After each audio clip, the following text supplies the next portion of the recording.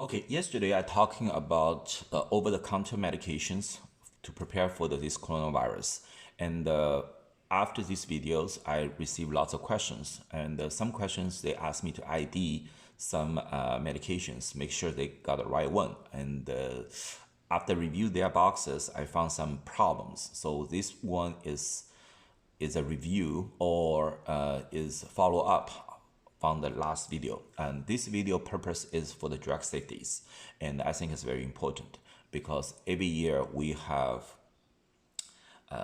almost 10,000 people come to the emergency room for the drug overdose, and most of the time it is inattentional. So they basically mistakenly taking some medication, double the dose, all those kind of stuff.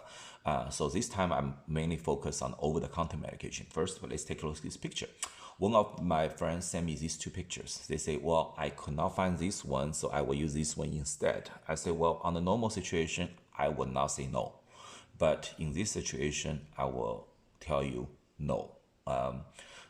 I'm not saying this is a bad medication. For regular cold and flu, definitely it works. But this time is a coronavirus. Yesterday I already talking about they have produced lots of mucuses. So I want to loosen up the flame. And one medication I told them I do not want to use is called dextromethorphan. Okay, so I will teach you guys. First things you guys have to do is whenever you buy over-the-counter medications, always look at the ingredient or active ingredient.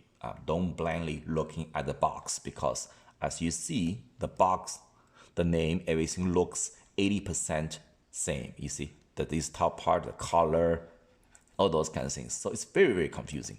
So you always, when you flip up, sometimes it's on the side, sometimes on the back of the box, but you have to look for it. You have to look for something called active ingredient. As you can see, the regular Tylenol only have one ingredient called acetaminophen and 500 milligrams for pain relief and the fever reduce. But for the Tylenol cold and the flu, they have a 4 ingredient. They have acetaminophen, but it's only 325 milligrams. That's for fevers.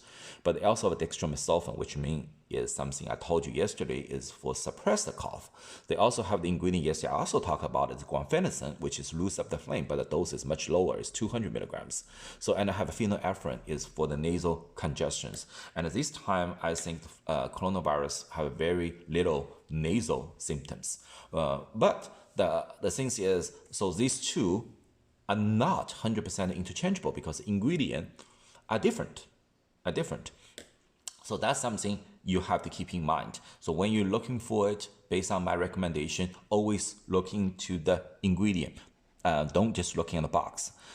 Second things I'm talking about is sometimes you prefer one brand of the medication, your wife prefer another brand, and sometimes your wife tell you, oh, this one works better than yours.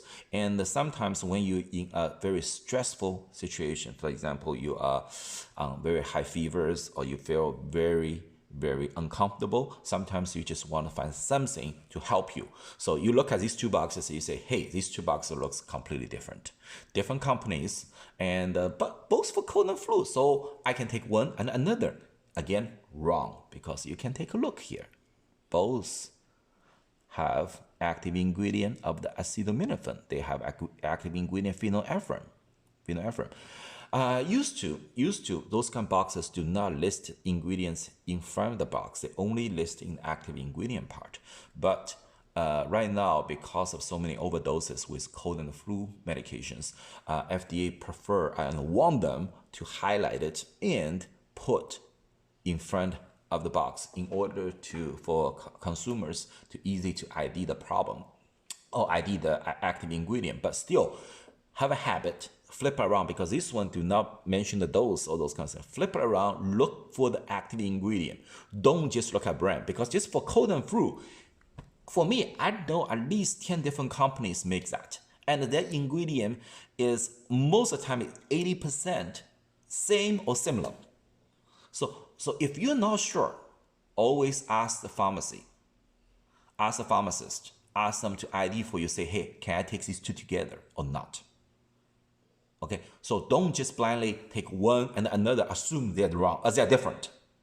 That is completely wrong. That's extremely dangerous. And another thing is Some drug, especially the Tylenol, because it's a very classic drug. Probably most of the people listen to me, they are taking that since their childhood.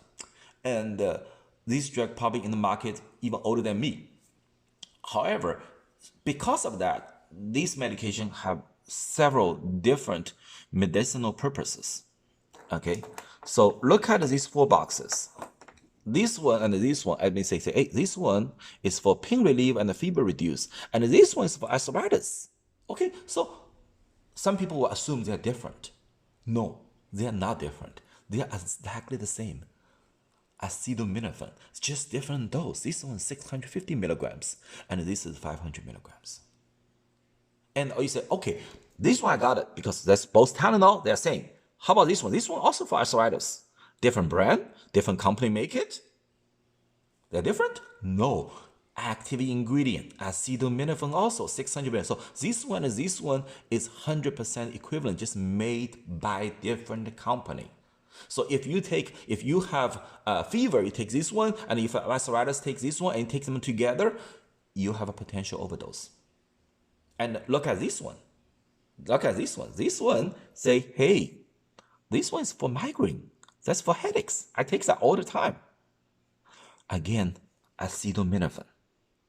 So if you take these 3 together in a very short period of time, like in 4 or 6 hours, you most likely will be ending in the hospital. That's how dangerous it is. For acetaminophen overdose, every year, emergency room visit, based on the FDA report, we have about 50 to 80,000 people admitted to the EDs just for that overdose. Sometimes it's suicide, sometimes are not. It's just simply because they do not know the ingredient, they just take that. And every year have about 150 to 500 patients die from this overdose. So this is a very, very serious issue.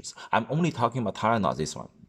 Other things, like yesterday I talking about ibuprofen, they can cause GI bleeding if you take several different manufacturers ibuprofen, because you see ibuprofen also coming Advil, coming Motrin, and coming regular ibuprofen.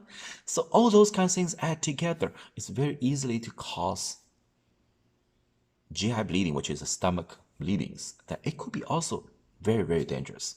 So my point today is, yesterday, if you just look at that, my list, and I think it's very helpful, and you just want to keep for yourself, that's fine. But for this video, I prefer you send to everyone, because this is a life-saving video. This one can save the life right now, especially these flu seasons and for elderly people. And if you have some people from bring the medication from the foreign countries, doesn't matter, it's Europe, Canada, China, anywhere, same thing. Look at active ingredient. Some active ingredient is exactly the same as the United States. So that need to be very, very careful. So here is my purpose. So I wish everyone have a wonderful and a healthy spring. Thank you.